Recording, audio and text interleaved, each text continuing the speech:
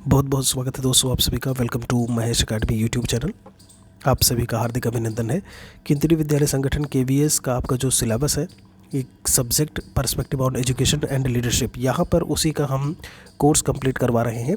Theory की अगली class है और इसमें आज हम पढ़ेंगे लॉज ऑफ लर्निंग के बारे में कि आखिर अधिगम क्या होता है। यहाँ पर अधिगम क्या है, अधिगम के नियम क्या है, उन सभी के बारे में अपने इस वीडियो में हम चर्चा करेंगे। लास्ट तक आप वीडियो को बने रहिएगा जिससे कि अच्छी तरीके से आपको सारी बातें, सारी चीज़ें समझ में आ जाए। यहाँ पर अधिगम मनोविज्ञान का प्राण है। सबसे पहले इसके बारे में चूँकि हम प्रीवियस वीडियोज़ में भी आपको बता चुके हैं कि जब हम साइकोलॉजी की बात करते हैं तो जो हमारा लर्निंग है वो इसका एक अहम हिस्सा है। दूसरे पॉइंट में आपसे क्या कह रहे हैं, अधिगम को यदि मनोविज्ञान से अलग कर दिया जाए तो मनोविज्ञान मृतप्राय हो जाएगा। इन सभी के बारे में पिछले वीडियो में हम बात कर चुके थे। बस हमने ये बात करना था कि जो इनके सीखने के सिद्धांत हैं उसके दो प्रमुख वर्ग हमें देखने को मिलते हैं। एक व्यवहारवादी है जिसे बिहेवियरिस्ट प्रकार का बोलते हैं, और दूसरा है संज्ञानात्मक जिसे हम कॉग्निटिव प्रकार का कहते हैं। तो यहाँ पर सबसे पहले जब हम बात करते हैं अधिगम के थॉर्नडाइक के मुख्य और गौड़ नियम, आपसे हमेशा पूछा जाता है पेपर में, आप चाहे यूपी टेट की बात करें, सी टेट की बात करें, यहाँ पर अब केवीएस के पेपर की बात की जाए तो पूरी संभावना है कि यहाँ से आपको क्वेश्चन जो है वो देखने को मिले। प्राथमिक या मुख्य नियमों की बात करते हैं तो वो 3 नियम कौन कौन से होते हैं। तत्परता का नियम यानी कि लॉ ऑफ रेडीनेस, आप किसी चीज़ के लिए रेडी हैं कि नहीं हैं, क्या आप अधिगम के लिए तैयार हैं, लर्निंग के लिए तैयार हैं, क्या आप केवीएस का पेपर देने के लिए तैयार हैं। बिल्कुल, अभी इसको डिटेल में हम और आगे पढ़ेंगे। अभ्यास का नियम यानी कि लॉ ऑफ एक्सपीरियंस की बात की हुई है यहाँ पर। ये तीसरे में इन्होंने बोला है प्रभाविता यानी कि प्रभाव का नियम यानी कि लॉ ऑफ इफेक्ट। सीखने के गौड़ और द्वितीयक नियम, इसमें क्या कहते हैं, कुल 5 नियम दिए हुए हैं। बहु अनुक्रिया का नियम यानी कि लॉ ऑफ मल्टीपल रेस्पॉन्सेस। फिर आगे कहते हैं कि जब व्यक्ति के सामने कोई भी समस्या आती है तो वह उसे अच्छे से सुलझाने हेतु अनेक प्रकार की अनुक्रियाएं करता है। अब कोई एक प्रॉब्लम है तो आप कहते हो ना कि भाई ज़रा दिमाग लगाओ, हमारा एक दिमाग काम नहीं कर रहा है, तुम भी अच्छा दिमाग लगाओ, इसका सॉल्यूशन क्या कुछ हो सकता है। तो उस समय क्या होता है कि एक समस्या के हम जो है सॉल्यूशन खोजने की कोशिश कर रहे होते हैं। दूसरा पॉइंट लिखा है कि समस्या खत्म होने पर व्यक्ति जो है वो संतोष का अनुभव करता है। सीधी सी बात है, अगर आपकी प्रॉब्लम खत्म हो गई, आपका पेपर केवीएस का अच्छा हुआ, तो ऐसे में आप अपने आप को सेटिस्फाई प्रकार का महसूस करेंगे कि हमने काम अच्छा किया। दूसरा जो है वो है मानसिक स्थिति का नियम यानी कि लॉ ऑफ मेंटल सेट। आखिर इसमें क्या देखने को मिलता है, तो कहते हैं किसी भी प्राणी के सीखने की योग्यता उसकी अभिवृत्ति और मनोवृत्ति द्वारा निर्देशित होती है। कहने का मतलब क्या है, देखिए, सीखने की योग्यता यानी एबिलिटी की अगर हम बात करते हैं तो हमारी आदत क्या है, हमारा मन किस में लग रहा होता है, यही चीज़ कहीं ना कहीं उसको क्या कर रही होती है, डायरेक्ट कर रही होती है, निर्देशित कर रही होती है। सीखना चाहता है तो सीख लेगा, सीधी सी बात है। अगर वो चाहता है, इट्स अप टू हिम और हर, कि अगर वो चाहता है, कहते हैं जहाँ चाहा है वहीं रहा है, अगर वो चाहता है तो उस चीज़ को आसानी से क्या कर लेगा, सीख लेगा। यही बात यहाँ पर बताने की कोशिश की जा रही है। अगले में कहते हैं आंशिक क्रिया का नियम यानी कि लॉ ऑफ पार्शियल एक्टिविटी। किसी कार्य को अंशतः विभाजित करके किया जाता है तो वह शीघ्रता से सीखा जा सकता है। जैसे इस समय आप केवीएस का जो सिलेबस है तो ऐसा तो है नहीं कि आप घोल के पीने का काम कर रहे हो इकट्ठा ही, सब कुछ आप अलग अलग पढ़ने की कोशिश कर रहे होगे, ठीक है। बिल्कुल वही आंशिक क्रिया के नियम में इन्होंने बताया हुआ है। 4th लॉ में कहते हैं सादृश्य अनुक्रिया का नियम यानी कि लॉ ऑफ सिमिलैरिटी या फिर एनालॉजी बोल देते हैं इसे। इस नियम का आधार पूर्व अनुभव है, मतलब सादृश्य अनुक्रिया यानी कि इसके पहले कोई हमने काम किया था, बिल्कुल वैसा ही फिर से हमारे पास परिस्थितियां आ गईं। तो इस नियम का जो आधार है वो पूर्व अनुभव है। ध्यान रखिएगा, मतलब पहले से एक्सपीरियंस हमारा रहा है, कुछ वैसे ही आगे अगर घटना होने वाली है तो उसको हम पूर्व अनुभव से जोड़ देते हैं। पूर्व अनुभव के आधार पर कार्य करके सीखता है, बिल्कुल वही चीज़ इसमें बताई गई है। फिर बात आती है यहाँ पर एसोसिएटिव शिफ्टिंग का, मतलब साहचर्यात्मक स्थानांतरण। देखिए, साहचर्य का मतलब होता है एसोसिएशन, किसी चीज़ से सामंजस्य स्थापित करके और उसके बाद आप पढ़ने की या पठन पाठन की अगर बात करते हैं तो ये क्या कहते हैं कि जो अनुक्रिया किसी एक उत्तेजक के प्रति होती है, ध्यान दीजिएगा, किसी एक उत्तेजक के प्रति होती है, वही अनुक्रिया बाद में उस उत्तेजना से संबंधित व किसी अन्य उद्दीपक के प्रति भी होने लगती है। अनुक्रिया एक रेस्पॉन्स से रिलेटेड है। ये स्टिमुली, क्या बोल देते हैं इसे, स्टिमुली, जो कोई चीज़ जैसे होता नहीं है, कोई चीज़ हमें एक तरीके से कह रहा है काम करने को लेकर के और फिर आप उस पर रेस्पॉन्स कर रहे हो, तो ये बिल्कुल उसी चीज़ से जुड़ा हुआ है, साहचर्यात्मक मतलब एसोसिएशन है दोनों में। थॉर्नडाइक ने अनुकूलित अनुक्रिया यानी कि कंडीशनड रिस्पांस को ही साहचर्य परिवर्तन नियम के रूप में बताया है। तो आपने यहाँ पर द्वितीयक नियमों को अच्छी तरीके से समझा कि द्वितीयक नियम आपके कौन कौन से हैं। यहाँ पर जब बात आती है मुख्य नियम की, जो हम बात कर रहे थे, तो हमने कहा था अभी हम डिटेल में पढ़ेंगे मुख्य नियम को। अब हम डिटेल में जान लेते हैं।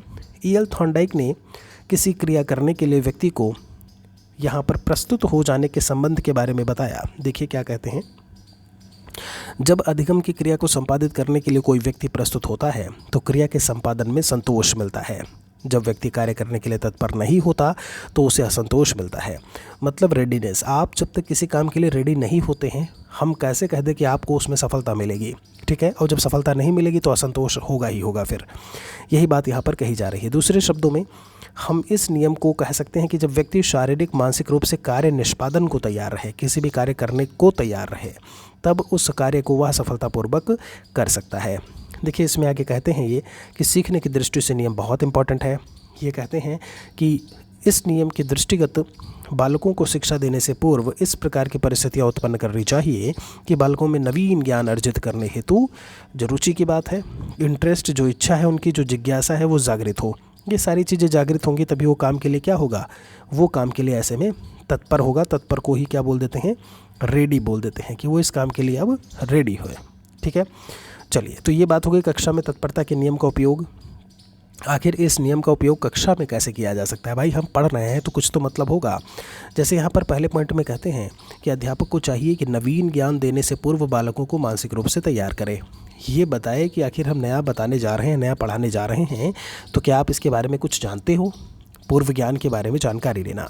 अध्यापक को यह देख कर ज्ञान नहीं देना चाहिए, कहते हैं, कि बालक अपेक्षित क्रिया करने को तैयार हो गए हैं कि नहीं। देखिए यहाँ पर कुल मिलाकर के कहने का मतलब ये है, अपेक्षित मतलब जो हम चाहते हैं, ठीक है, हम उन्हें सिखाना चाहते हैं। क्या हम सिखाना चाहते हैं कि आओ आज हम पढ़ेंगे वंशानुक्रम, तो क्या वो वंशानुक्रम को पढ़ने के लिए मानसिक रूप से तैयार हैं? इसी चीज़ को लेकर के यहाँ पर बात की जा रही है। अध्यापक को चाहिए कि बालकों की रुचि, अभिरुचि, क्षमता, योग्यता के परीक्षण कर लें। आखिर उनका इंटरेस्ट किस में है, एटीट्यूड, उनका एप्टीट्यूड किस में है, उनकी एबिलिटी क्या है, इन सभी की जांच वो कर लें। अध्यापक को चाहिए कि बालकों को नवीन ज्ञान सीखने अथवा नवीन ज्ञान क्रिया करने के लिए उस समय तक बाध्य न करें जब तक वो शारीरिक मानसिक रूप से तत्पर ना हो। अगर आप कोशिश करोगे ये करने की तो ऐसे में उन्हें कुछ भी समझ में नहीं आएगा, वो सीख नहीं पाएंगे। आगे आपसे क्या कहते हैं, अभ्यास के नियम की बात करते हैं। तो थॉर्नडाइक ने स्पष्ट किया कि यदि सीखने की क्रिया की आवृत्ति नहीं होती, आवृत्ति मतलब पुनरावृत्ति, रिपीटिशन नहीं होता है, दोहराने के अवसर का प्रयोग नहीं किया जाता है, तो समयापरांत वो विस्मृत हो जाता है।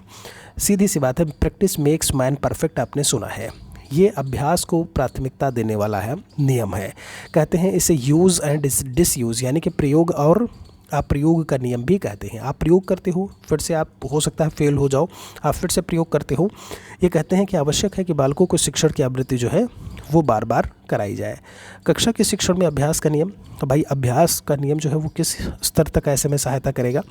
तो ये कहते हैं कि बच्चों को सिखाई जाने वाली क्रिया को दृढ़ करने हेतु उन्हें पर्याप्त अभ्यास कराना चाहिए। इस हेतु एक अध्यापक को कक्षा शिक्षण में निम्न बातें ध्यान रखनी चाहिए। तो कक्ष निरीक्षण और वाद विवाद, एक क्लासरूम इंस्पेक्शन की बात कर दी और दूसरी जो है इन्होंने डिबेट प्रकार से बात कर दी है। मौखिक अभ्यास की बात करें तो अध्यापकों को चाहिए कि पढ़ाए गए विषय वस्तु का मौखिक अभ्यास करा करके स्मरण कराएं, इससे अधिगम को बल मिलता है। ठीक है, तो मौखिक अभ्यास की बात कर दी। अब दूसरा इन्होंने क्या बोला, वाद विवाद, डिबेट प्रकार का। तो कहते हैं कि जो भी विषय वस्तु है उसे समय समय पर उसमें डिबेट करवाना चाहिए, उस पर चर्चा करवाना चाहिए। इससे अभ्यास के साथ साथ जो तर्क की बात है, तर्क समर्थन, विचार मंथन आदि से विषय को समग्र रूप से पेश करने में और अच्छी तरीके से उसे समझ में आएगी। सीधी सी बात है, एक बच्चे का विचार जो है दूसरे बच्चे से मेल खाना, एक बच्चे का विचार वो अपना विचार व्यक्त करेगा, दूसरा बच्चा अपने विचार व्यक्त करेगा, और ऐसे में हम क्या होगा, जो भी वो विषय वस्तु है, जो भी वो सब्जेक्ट मैटर है, उस पर बहुत अच्छे से हम स्टडी कर लिए होंगे, उसको हम समझ जाएंगे। कहते हैं इससे अतिरिक्त अभ्यास से पुनर्बोधित हो जाता है, मतलब बोधन में आना यानी हमारे अंडरस्टैंडिंग में आना। फिर पुनर्निरीक्षण की बात की, पढ़ाए गए पाठों का समय समय पर पुनर्निरीक्षण करना चाहिए। जो भी आप स्टडी करवाए हो ना, आप निरीक्षण करिए, आप जानिए, समझिए कि आखिर हमने जो पढ़ाया है वो स्टूडेंट को कितना कुछ समझ में आया। इससे बालक का मस्तिष्क अधिगम के प्रति सचेत या सचेत बना रहता है, पाठ्य सामग्री दोहराने का अवसर मिलता है। फिर बात आती है लॉ ऑफ इफेक्ट, यानी प्रभाव का नियम क्या है, और ये तीसरा नियम है। कहते हैं प्रभाव का नियम सर्वाधिक महत्वपूर्ण होता है। व्यक्ति को जो कार्य करके सबसे अधिक संतोष मिलता है वही कार्य वह बार बार करता है। जैसे अब मैं यहाँ पर अगर बात करूँ तो आपको हिंदी के सवाल करना बहुत अच्छा लगता होगा, ध्यान से समझिएगा। हिंदी के सवाल बहुत अच्छे से आप करते हो। अंग्रेजी भी 30 मार्क्स का पूछा जाएगा, उस पर बहुत कम ध्यान देते हो। गणित भी आपका जो है पूछा जाएगा 20 नंबर का, उस पर आपका ध्यान बहुत कम रहता है। आपको अच्छा लगता है हिंदी के क्वेश्चंस करना, सीडीबी के सवाल करना, तो वही आप करते रहते हो, ठीक है, वही कार्य बार बार करता है। इसके विपरीत जिस कार्य को करने में दुख या पीड़ा पहुंचती है उसे वह नहीं करना चाहता। इसे आप अपने आप से जोड़ के देखिएगा, बहुत अच्छे से समझ में आएगा। संतोषप्रद परिणामों से उत्तेजना तथा प्रतिक्रिया का अनुबंध दृढ़ होता है। बिल्कुल सही है, अगर परिणाम अच्छा है तो प्रतिक्रिया की बात करें चाहे उत्तेजना की बात करें तो वो दृढ़ होगा। मैकडूगल ने प्रभाव के नियम से संबंधित अनेक प्रयोग किस पर किए, चूहों पर किए। 1922 में थॉर्नडाइक ने अपने प्रभाव के नियम में कुछ संशोधन किया और यहाँ पर इन्होंने बताया कि असंतोष से सीखने के संबंध कमज़ोर नहीं होते हैं और इसमें नवीनता या बारंबारता का भी विशेष महत्व है। ये बात किसकी द्वारा बताई गई, थॉर्नडाइक महोदय के द्वारा। इस नियम को रिवार्ड एंड पनिशमेंट यानी कि पुरस्कार तथा दंड, या फिर सुख और दुख यानी कि प्लेजर और पेन का नियम भी कहते हैं।